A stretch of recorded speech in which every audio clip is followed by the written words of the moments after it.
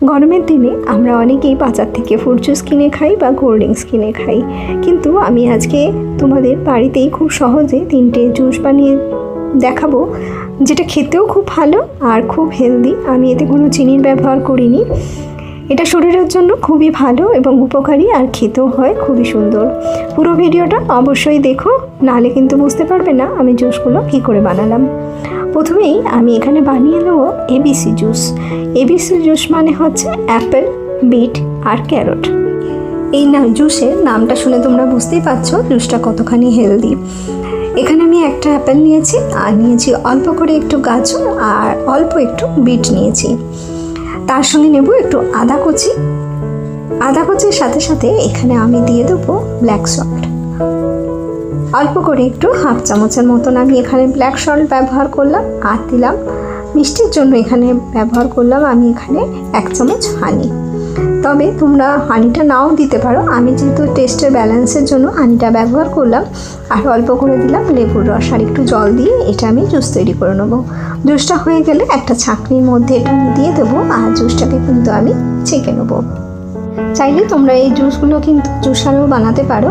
আমি আজকে এইভাবে বানিয়েছিলাম, আর সেই জন্য আমি এইভাবেই তোমাদের সঙ্গে শেয়ার করে নিলাম।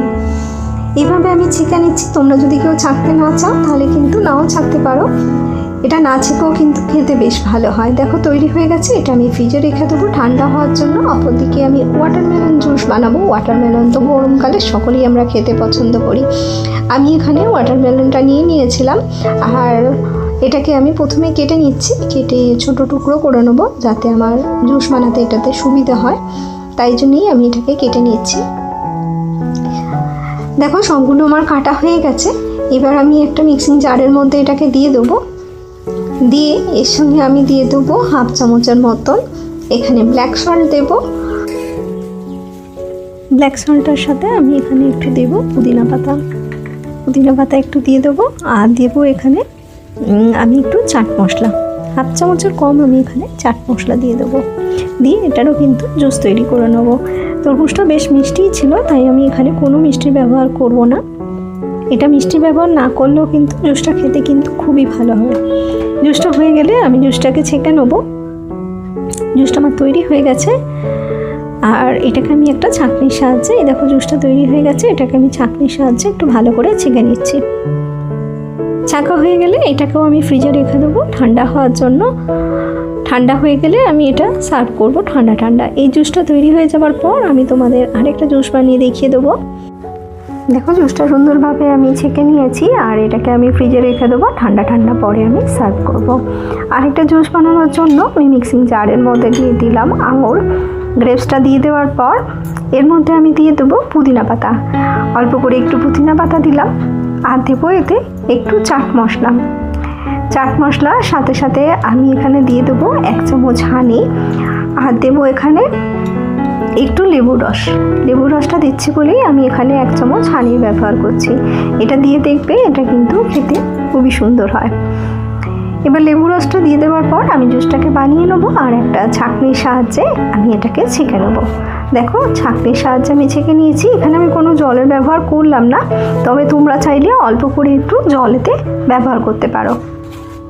এটা পুরোটা ছাঁকা হয়ে গেলে আমি ফ্রিজে রেখে দেবো, আর তারপরে ঠান্ডা আমি সার্ভ করব। এই যে দেখো 3টে গ্লাস নিয়েছি। গ্লাসের মধ্যে আমি 2টো করে আইস কিউব দিয়ে দিলাম। তোমরা চাইলে বেশিও দিতে পারো। 2টো আইস কিউব দিয়ে এবার জুসগুলো তো আমার ফ্রিজেই রাখা ছিল, ঠান্ডা হয়ে গিয়েছিল। জুসগুলো আমি গ্লাসের মধ্যে ঢেলে দেবো। আর এতে আলাদা করে কিছুই ব্যবহার করার দরকার নেই। এটা খেতে কিন্তু এমনিতেই বেশ ভালো হয়। এটা তোমরা চাইলে বানিয়ে রেখে দিতে পারো ফ্রিজে, আর যখনই মন হবে বের করে কিন্তু খেতে পারো। এটা খুবই খেতে ভালো হয়েছিল, আর এটা স্বাস্থ্যের জন্য খুবই ভালো। তোমরা দেখতেই পেলে আমি এখানে কিছুই ব্যবহার করিনি, খুব অল্প সামান্য জিনিস দিয়ে জুসগুলো তৈরি করে নিলাম। আর এটা শরীরের জন্য ভালো, হেলদি একটা জুস। তোমাদের আমি আগেও বলেছি, তোমরা অবশ্যই কিন্তু একবার বানিয়ে দেখো। আমার মনে হয় তোমাদের কিন্তু ভালো লাগবে। আমি ওপর থেকে অল্প করে একটু পুদিনা পাতা দিয়ে দিলাম, আর যেটা ওয়াটারমেলন জুস বানিয়েছিলাম সেটার মধ্যে আমি দিয়ে দিলাম একটু তরমুজের টুকরো।